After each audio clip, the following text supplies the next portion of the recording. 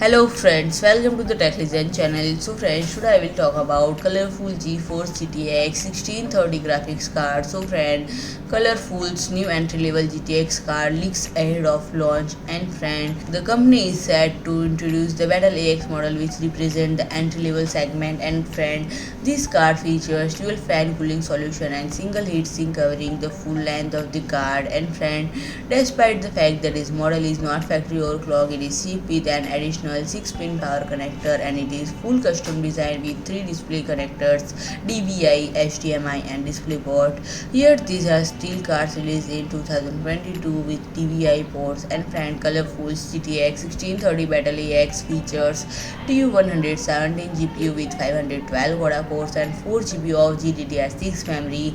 And then unlike the GTX 1650, this model has reduced burst width of 64-bit, which is severely limits the bandwidth and performance at higher resolutions. And friend, it is accepted to replace the fairly popular GTX 1050 Ti model based on Pascal architecture. And friend, according to previous rumors, it should launch on 28th June. So friend, if you like my video, please do like, share and comment, and don't forget to subscribe my channel and press the bell icon.